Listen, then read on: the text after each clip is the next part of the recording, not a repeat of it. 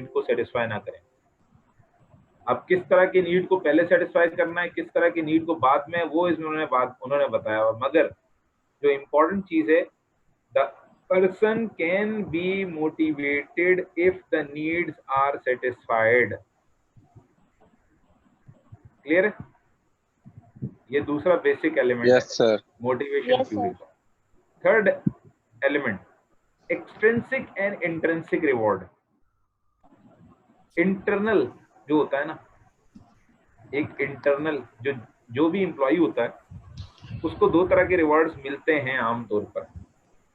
एक उसको पैसों की शक्ल में, अवार्ड्स की शक्ल में, मेडल्स की शक्ल में, गोल्ड की शक्ल में, बोनस की वगैरह वगैरह, ये सारी चीजें, ये सब के सब एक्सटर्नल रिवॉर्ड्स कहलाते हैं। मकान दे दिया उसे, गाड़ी दे दी उसे, फ्यूल के उसको दे दिए, उसको जो है साथ में एक जो है ड्राइवर दे दिया, और वगैरह वगैरह, ये सब के सब कौन से रिवॉर्ड्स हैं? ये कौन से रिवॉर्ड्स हैं भाई? ये कौन से रिवॉर्ड्स कहलाते हैं? Motivational rewards.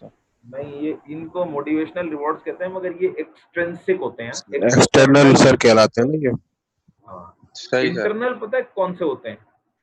जो इंसान फील करता है। ठीक है, अब इसकी बेहतरीन मिसाल दूं आपको। मैंने एक बंदे को, उसने मुझसे उधार मांगा 10,000 रुपए, मैंने नहीं दिए, मैंने दे दिए उसे, मैंने उसे दे दिए।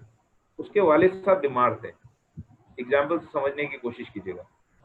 उसने मुझसे 10,000 रुपए उधार मांगे, मैंने दे दिए उसे, उसके वालिद साहब बीमार थे। ठीक है, एक बंदा है उसके पास पैसे नहीं है उधार देने के लिए उसको, मगर वो हर लम्हे उसके साथ था, उसके वालिद की तीमारदारी कर रहा था, उसके वालिद साहब की हर जरूरत को पूरा कर रहा था।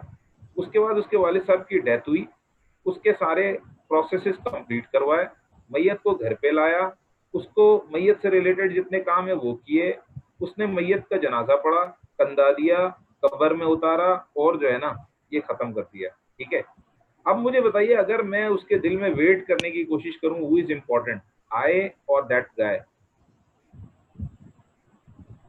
That guy. क्यों? जिसने कब्र में उतारा हो। आपने अक्सर औकात देखा होगा ये जुमले कहते हुए लोगों को, यार ये वो शख्स है जो मेरे हर मुश्किल में, मेरे हर कदम पे साथ था, यहां तक कि इसने मेरे वालिद को लहद में भी उतारा। ये जुमले सुने? Yep, sir.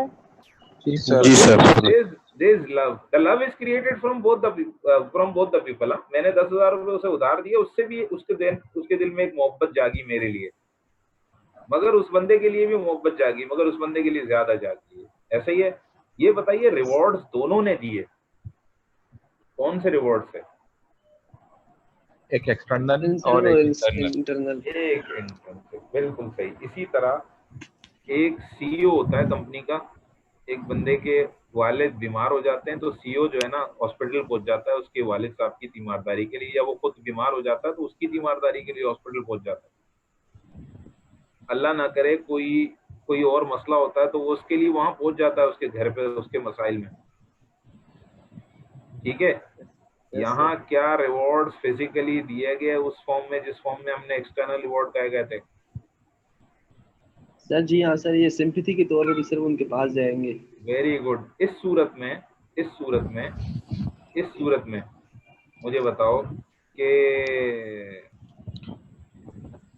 अगर वही सीईओ इसको कोई काम बोलेगा तो मना करेगा? नहीं सर। नहीं No, सही sir. सर, उस टाइम पे तो मना कहीं ओवर टाइम रुकने के लिए कहेगा, मना कर सकता है? नहीं सर, No, sir. बिल्कुल भी नहीं। हाँ sir. So this is the thing which is also created the stimulus in the heart of that guy, and this reward is called the intrinsic reward. इसे इंट्रिंसिक कहते हैं। क्लियर है? हमारे chief है तो जिसके पास अच्छा, 25 साल yes sir. How to motivate this with the basic models of motivation. अब इन्हीं को इस्तेमाल करते हुए कैसे मोटिवेट करना है? Now see the things you know here. Sir ये दोनों बेसिकली टूल्स हैं मोटिवेशन के। यस, नीड को सेटिस्फाई करना, एक्सट्रिंसिक एंड इंट्रिंसिक रिवॉर्ड्स, ये एक बेसिक मॉडल है। बिल्कुल, अब basic model of the work, motivation and performance, effort, performance, और थर्ड चीज मैंने क्या बताई भाई, बताओ भाई, एफर्ट, उसके बाद परफॉर्मेंस आती है, परफॉर्मेंस के बाद थर्ड चीज क्या होती है सर? रिवॉर्ड। वेरी गुड, बिल्कुल सही है, बेसिक मॉडल है। Reward sir. ठीक है, ये देख रहे हैं, job performance must be equal to the motivation plus multiply by ability multiply by situational constraints. ठीक है, यानी rewards multiply by ability multiply by situational constraints, ये परफॉर्मेंस के बाद का।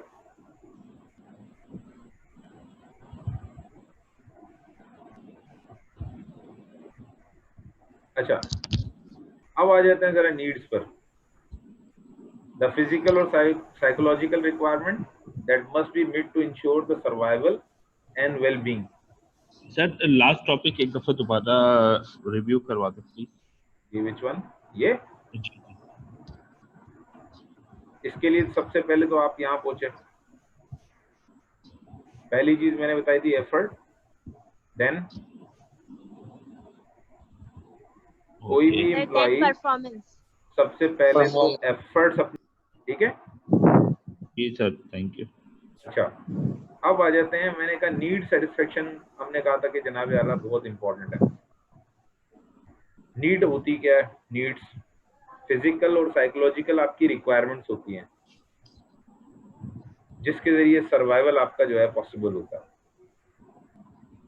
ठीक है, और अगर वो नीड्स आपकी पूरी ना हो तो अनकंफर्ट फील करते हैं आपके इंटरनल स्टेट जो है ना वो टेंशन में आ जाता है या स्ट्रेस में आ जाते हैं आप। ठीक है, people are motivated by unmet needs.